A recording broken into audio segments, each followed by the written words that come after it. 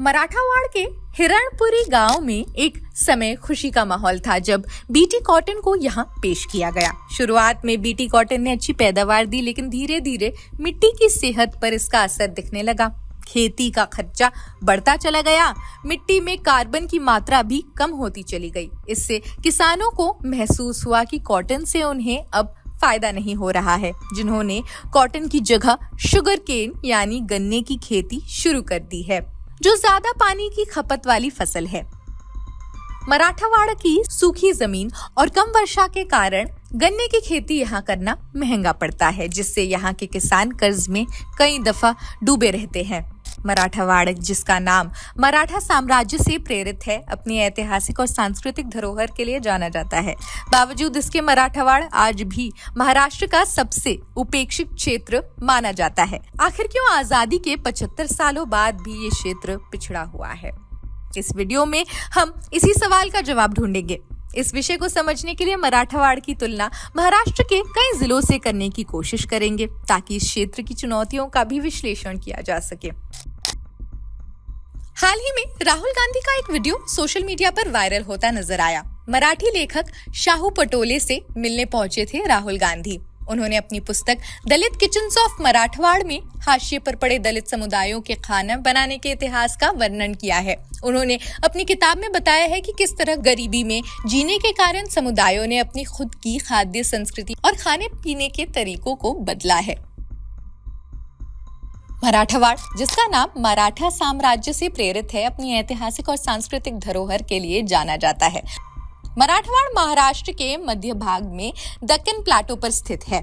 यहाँ की काली मिट्टी और गोदावरी नदी के साथ बनी जल व्यवस्था कृषि और जल आपूर्ति का मुख्य साधन है। इस क्षेत्र में अजंता और एलोरा केव्स भी है।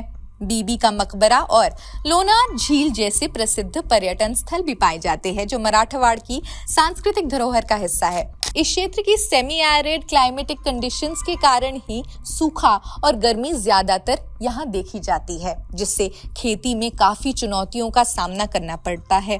किसानों की पारंपरिक खेती पर ग्रीन रेवोल्यूशन ने काफी प्रभाव डाला। जहां पहले किसान ऑर्गेनिक खेती पर निर्भर थे, वहीं अब पानी की अधिक आवश्यकता वाली फसलों और केमिकल फर्टिलाइजर्स का उपयोग बढ़ गया। इससे मिट्टी की गुणवत्ता भी बिगड़ गई और जल संसाधनों पर दबाव बढ़ गया। इससे खेती की लागत बढ़ी और किसानों पर कर्ज का बोझ भी बढ़ा, जिससे आत्महत्याओं की घटनाएं भी सामने आई। इतिहास में ये क्षेत्र सतवाहन और चोल राजवंश के अधीन रहा, जिन्होंने यहाँ की सांस्कृतिक धरोहर को समृद्ध बनाया है। बाद में मराठा साम्राज्य के प्रभाव में ये क्षेत्र विकसित हुआ। 1948 में भारत की स्वतंत्रता के बाद मराठावाड़ को महाराष्ट्र में मिलाया गया। क्षेत्र की विशेष स्थिति को देखते हुए यहाँ के लोगों ने निकास के लिए एक अलग राज्य की मांग भी उठाई थी। यह आंदोलन समय के साथ तेज होता गया, लेकिन मराठावाड़ का विकास अब भी कई चुनौतियों का सामना कर रहा है। आज भी मराठावाड़ का ये संघर्ष विकास और स्थानीय समस्याओं पर सरकार का ध्यान आकर्षित करने की कोशिश में है।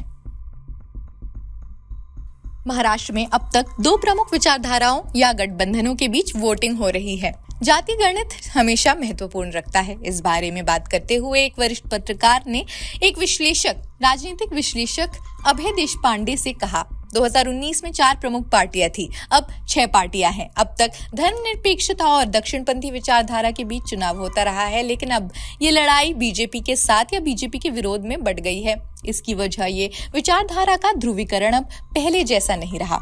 उन्होंने आगे कहा, 2 पार्टियों को सिंबल पार्टी से अलग हुए एक समूह को विरासत में मिले हैं। हालांकि चुनाव आयोग ने असली पार्टी कौन है ये तो बता दिया, लेकिन जनता उनके बारे में क्या सोचती है इस चुनाव में साफ हो जाएगा। महाराष्ट्र में राजनीतिक दलों के पास अब तक अपना पारंपरिक वोट बैंक रहा है। ये वोटर लगातार उनसे जुड़े भी रहते हैं। आरक्षण का मुद्दा तेज है। मराठा बनाम ओबीसी, आदिवासी बनाम धनगढ़ विवाद उठ रहे हैं। ये सभी मराठावाड़ के पॉपुलर आंदोलनों में भी रहे हैं। मराठावाड़ में ये सभी मुद्दे काफी तेज रहे हैं। इसके चलते सभी राजनीतिक दलों को इसमें संतुलन बनाए रखने की जरूरत है, क्योंकि डर है कि किसी के एक समुदाय का पक्ष लेने से दूसरा समुदाय नाराज हो सकता है। खैर, महाराष्ट्र की राजनीति से काफी अलग है मराठावाड़ की भौगोलिक स्थिति। खैर, इस वीडियो में बस इतना ही। आप अपने विचार हमें कमेंट सेक्शन में जरूर बताएं। देश दुनिया की अन्य खबरों के लिए भी जुड़े रहिए जनसत्ता के साथ। शुक्रिया।